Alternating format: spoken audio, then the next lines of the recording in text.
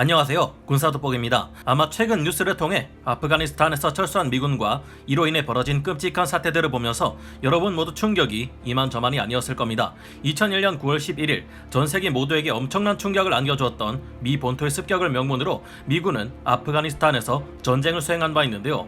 그리고 이 지역을 안정화시키기 위해 20년간 노력하며 무려 2천조 원이 넘는 돈을 쏟아부으며 아프간은 미국에게 우호적인 민주주의 국가로 수립하는 것을 목표로 삼았지만 그 결과는 끝내 목적을 이루지 못한 상태에서 일어난 미군의 완전 철수였습니다.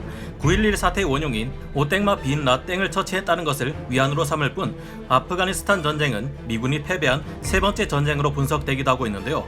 미군이 철수함에 따라 오합지졸 아프간 정부군은 제대로 저항하지도 못한 채 순식간에 수도 카불을 반정부 탈땡만 무장단체에게 내주고 말았습니다. 결국 2021년 8월 15일 아프가니스탄 정부가 탈땡만에 항복함으로써 그들은 이 전쟁의 최종 승자가 되었습니다. 지난 20년간의 행보와는 달리 끝내 돌아선 미국의 태도 때문에 전 세계 국가들은 지금 미국이 자국의 이익이 되지 않는다고 판단할 경우 하루아침에 떠나버릴 수 있겠다며 불안에 떨고 있는데요. 이 점은 특히 북쪽과 대립하며 세계 최고의 긴장감이 유지되고 있는 우리 한반도에서 특히 부각되고 있습니다. 많은 신무기들이 실전 배치될 미래라면 몰라도 현재 한국은 북쪽이나 대륙의 탄도미사일을 탐지 및 추적은 가능할지언정 요격은 불가능합니다. 아직까지는 대잠 전력에도 부족한 면이 있으며 공군기도 부족하며 감시정찰 자산도 부족함은 물론 전자전 체계도 더 강해져야 하죠.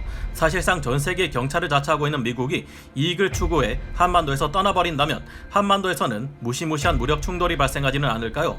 지금부터 이 긴급한 사안에 대해 자세히 살펴보겠습니다. 전문가는 아니지만 해당 분야의 정보를 조사 정리했습니다. 본의 아니게 틀린 부분이 있을 수 있다는 점 양해해 주시면 감사하겠습니다. 바이든, 한국과 아프간 비교 대상이 아니다. 미국의 국익이 걸려있다. 미국에서 최근 아프가니스탄 사태와 관련해 한국 또한 미국의 도움이 없다면 무너질 것이라는 주장이 나왔습니다. 워싱턴 포스트 칼럼니스트인 마크 티센은 현지 시각으로 8월 15일 자신의 트위터에 한국이 이런 종류의 지속적인 공격을 받는다면 빠르게 붕괴할 것입니다. 스스로 방어할 수 있는 미국의 동맹은 사실상 없습니다. 라고 주장했습니다. 티센은 2001년 아프가니스탄에서의 전쟁을 시작한 조지 부시 전 미국 대통령의 연설문을 작성했던 인물인데요. 아프간에서의 미군 철수로 일어난 끔찍한 사태들을 보며 한국에서 많은 우려가 발생하고 있고 대만을 자기들 영토로 만들기를 원하는 대륙은 대만에게 이런 말을 던지며 사기를 꺾어놓고 있는데요. 아프간 어떻게 되는지 봤지? 당신들 믿을 수 없어. 논란이 많아지자 현재 조 바이든 미국 대통령은 현지 시각으로 지난 8월 18일 ABC 방송과의 인터뷰에서 입장을 밝혔습니다. 대륙이 그런 말을 왜 안 하겠습니까? 하지만 대만, 한국, 나토 사이에는 근본적인 차이가 있습니다. 우리는 모든 약속을 지켜왔습니다. 우리는 나토 헌장 5조에서 누군가 나토 동맹을 침략하거나 적대적 행위를 할 경우 우리는 대응할 것이라는 신성한 약속을 했습니다. 일본에도 한국에도 대만에도 똑같으며 아프간의 상황과는 비교할 수조차 없습니다. 라고 대답해 논란을 진정시키려 했는데요. 제이크 설리반 백악관 국가안보 보좌관도 17일 이에 힘을 보탰습니다. 한국과 유럽은 내전이 벌어지는 것이 아니라 외부의 적으로부터 동맹을 보호하기 위해 우리가 매우 오랜 시간 주둔해 온 곳으로 아프간에 주둔했던 것과는 근본적으로 다른 상황임을 강조했는데요. 설사 이들의 말이 진실하다 해도 미국의 태도는 정권이 어떻게 바뀌느냐, 상황이 어떻게 변하느냐에 따라 바뀔 수 있기에 이 점에 대해서는 우리 스스로 생각해 볼 필요가 있다고 생각됩니다. 한국의 지리적 중요성, 미국과 대한민국의 오랜 동맹에 문제가 없을지에 대해서는 많은 논란이 있습니다만 미국이 추구하는 인도태평양 전략과 한국의 입지, 역할 등을 고려해보면 그렇게 쉽게 버릴 수 있는 동맹이 아니라는 의견이 많습니다. 지금에 와서는 미국의 시선이 아시아로 넘어오게 되었고 대만의 수복을 노리는 대륙이 전 세계에서 가장 큰 위협으로 떠오르며 미국과 치열하게 날을 세우고 있는 상황인데요. 현재 상황은 이처럼 미국과 대륙이 패권을 경쟁하는 신냉전 시기라고 할 만큼 중요한 시기이기에 한국은 미국에게 있어 대륙의 견제를 위한 가장 강력한 카드로 분석되고 있기도 합니다. 60, 70년대라면 몰라도 현재 세계 6위권으로 성장한 한국의 군사 전력은 나라를 지키기 위해 싸울 의지도 없이 매겁게 무너졌던 아프가니스탄의 경우와는 전혀 다르다는 의견도 있습니다. 실제로 미국이 구성한 아프간 국가안보군 자체는 워낙 부정부패가 심각했고 지원하는 주된 이유는 직장이 없기 때문이지 딱히 국민의식이나 애국심이 있어서가 아니었다 볼 수 있는데요. 아프간 국가안보군이 조성된 상황은 한국군의 건군 초기 상황과 유사하지만 최소한 애국심과 국가에 대한 수호 의지가 강력했던 대한민국과는 다른 것으로 분석됩니다. 우리 한국과 달리 아프가니스탄인들은 부족주의 및 종족 의식을 기반으로 한 부족 집단 생활에 더 익숙한 사람들이기에 장교나 부사관이 같은 부족 출신이 아니면 거들떠 보지도 않을 정도로 의식 수준이 결여되어 있었다고 하는데요. 이들의 적이라고 할 수 있는 탈땡반군이 알고 봤더니 자신과 같은 부족의 일원이었다면 적군인데도 불구하고 적극적으로 공격할 의사를 보이지 않을 정도였다고 합니다. 이에 비해 무장단체인 탈땡반 측은 부대원들을 같은 민족, 같은 지역 사람으로만 구성해 내분의 위험을 원천 봉쇄했다고 하죠. 이러다 보니 바이든 미 대통령은 아예 대놓고 아프간군은 싸우려고 하지 않는데 굳이 미국인을 보내 희생시킬 이유가 없다고 직접 말하기까지 할 정도였습니다.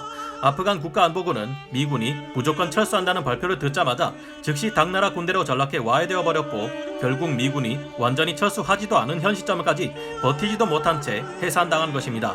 반세기에 가까운 긴 기간 동안 스스로를 지키기 위해 막강한 군사력을 키워왔고 미군이 없을 때를 대비하기 위해 자주 국방을 부르짖는 대한민국은 아프간의 국가안보군과는 확실히 다르다고 볼 수 있습니다.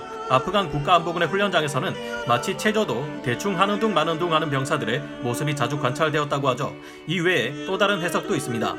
미군의 아프간 철수는 새로운 적에 대한 선택과 집중을 위한 것이라는 것인데요. 미군의 아프간 철수가 새로운 적이라 할 수 있는 대륙을 상대로 집중하기 위한 것이라면 한국의 존재는 더욱 중요해진다 볼 수 있습니다.